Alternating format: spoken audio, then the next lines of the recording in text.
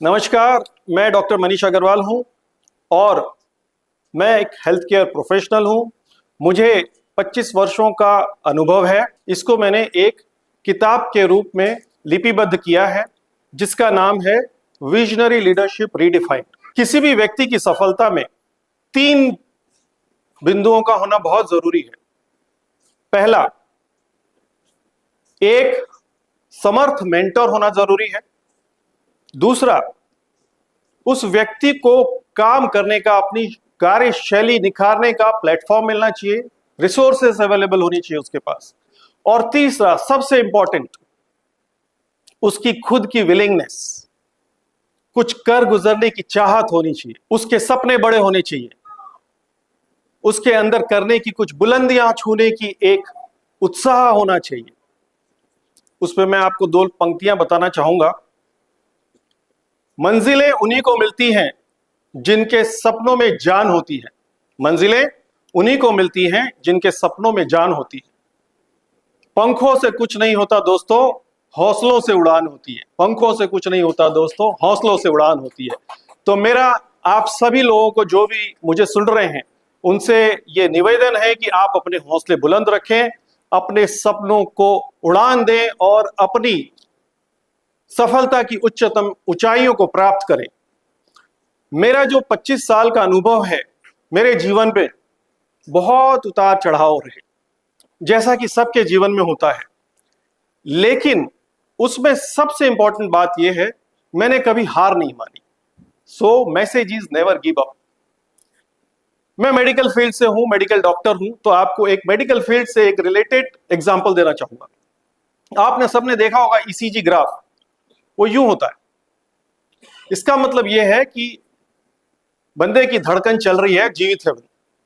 लेकिन अगर वो फ्लैट लाइन आ जाए, it means person is no more.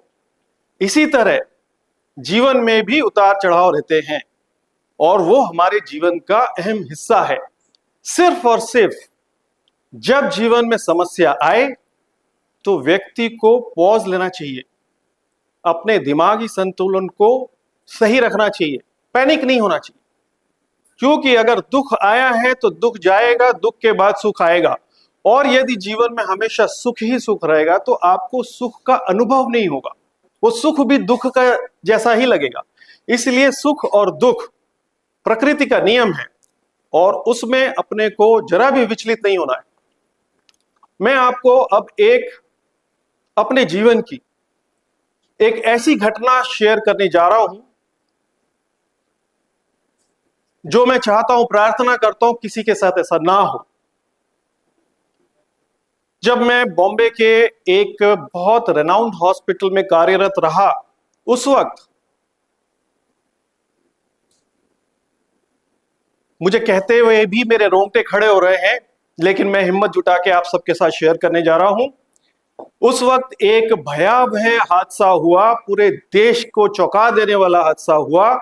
That was the Mumbai terror attack, 26/11। उस दिन मैं उस हॉस्पिटल में एडमिनिस्ट्रेटर ऑन कॉल ड्यूटी पे कार्यरत था और यहां तक कि वो जो टेरर अटैक साइट थी, वो उस साइट से हमारा हॉस्पिटल सबसे नजदीक था, नॉट इवन 1 किलोमीटर। तो जितने भी अटैक विक्टिम्स थे सब हमारे हॉस्पिटल में आना शुरू हो गए।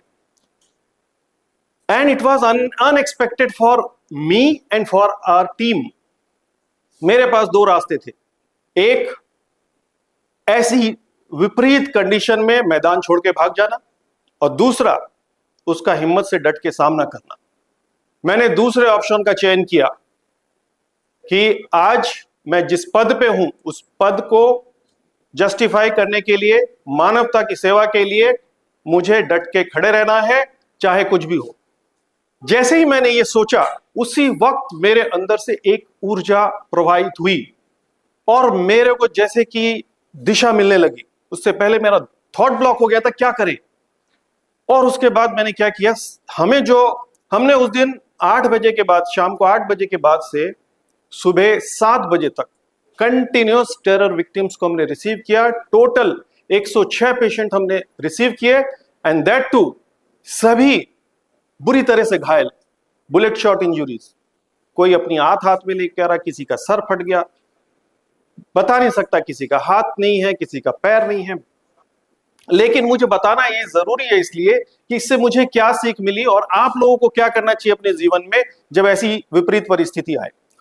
तब हमने ये देखा कि जितने भी टेरर विक्टिम्स आ रहे थे, सबको, मैक्सिमम लोगों को सर्जिकल इंटरवेंशन की जरूरत थी, सर्जरीज की जरूरत थी। और उस वक्त हमारा ऑपरेशन सेंटर बंद था और सब डॉक्टर्स घर पे रेस्ट कर रहे थे।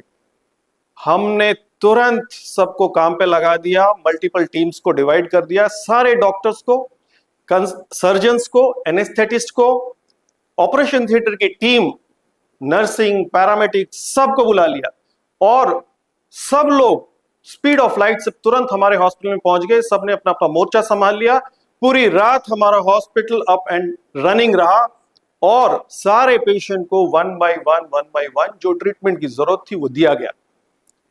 यहां चैलेंज रुका नहीं, दूसरी चैलेंज हमारे सामने थी कि सारे पेशेंट क्रिटिकल थे, उन सबको आईसीयू की जरूरत थी और आईसीयू हमारा फुल था।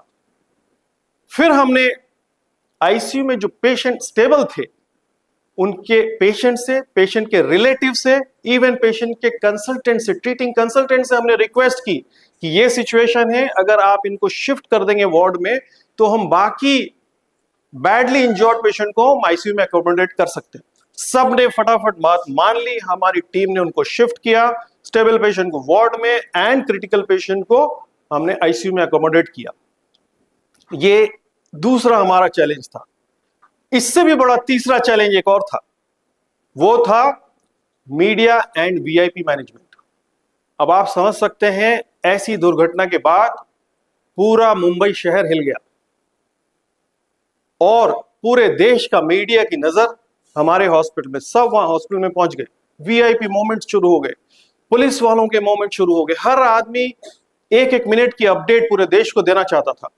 लेकिन हमारे सामने क्या दुविधा थी? आप सबको पता होगा कि जो टेररिस्ट थे वो हमारे मीडिया के माध्यम से कहीं दूर बैठ के अपनी रणनीति बना रहे थे।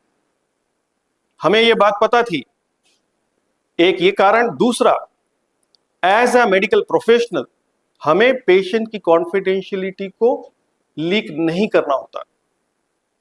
ये सारे इश्यूज को मद्देनजर रखते हुए आप समझ सकते हैं कितना क्रिटिकल होगा, क्योंकि मीडिया के लिए भी बहुत इंपॉर्टेंट था पल पल की खबर सब जगह देना, कितने पेशेंट आए, कहां से आए, कैसे थे, सबको बताना। प्लस उस वक्त ये भी था, लोगों की आइडेंटिटी डिस्क्लोज करेंगे तो जिनके परिवार वालों को नहीं पता है वो परिवार वाले उनको ढूंढ सकते हैं।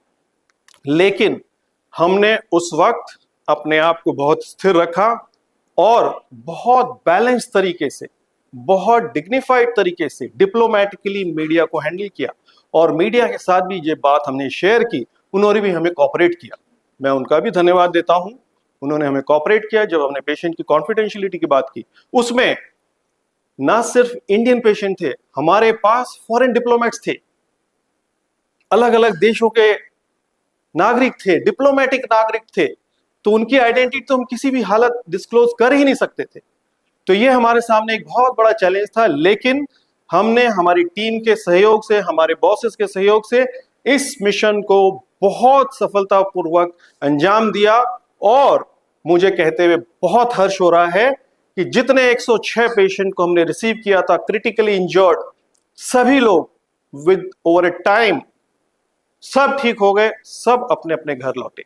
ये मेरा आपके साथ शेयर करने का मकसद क्या है? मैं ये बताना चाहता हूं कि ऐसी सिचुएशन हमने कभी डील नहीं की थी, लेकिन with stable balanced mind, panic ही नहीं होना, और firm determination and to provide the service to the community, to the humanity, इसकी वजह से हम सब ने इस सिचुएशन का डट के सामना किया और सफलतापूर्वक इस काम को पूरा किया। तो मेरा ये मैसेज है सभी को कि सभी लोग कभी भी ऐसी एडवर्स सिचुएशन में घबराएं नहीं, पैनिक ना हो। एज ए लीडर मेरे अंदर बहुत सारी लीडरशिप क्वालिटीज उभर के आई जो मेरे अंदर थी, कहीं छुपी हुई थी, दबी हुई थी, लेकिन जब ऑन ग्राउंड मैंने इसको हैंडल किया तो मेरा कॉन्फिडेंस भी बढ़ा और मुझे यह भी पता चला कैसे करना है, और इसका फायदा मुझे आगे अपने करियर में मिला। तो इस पूरी जर्नी में जो मेरा ये एक्सपीरियंस रहा डिजास्टर मैनेजमेंट का, क्राइसिस सिचुएशन मैनेजमेंट का, वो उसने मेरे को हर जगह मदद की। हर जगह ऐसी सिचुएशन आई लेकिन क्वांटम उसका कम था, तो मेरे लिए बहुत आसान था उसको हैंडल करना, और मेरे लिए बहुत आसान था ये एग्जांपल देके अपनी टीम को मोटिवेट करना और उनके अंदर भी इस क्वालिटी को उभारना। अब मैं आपको एक चीज कहना चाहता हूं, हार तब होती है जब आप मान लेते हैं। हार तब होती है जब आप मान लेते हैं, जीत तब होती है जब आप ठान लेते हैं। इसलिए मेरा कहना है दोस्तों कि आप सब ठान लो, जीत के लिए तैयार हो जाओ, और खुद भी जीतो और अपने देश को भी जिताओ और विश्व गुरु बनाओ। जय हिंद।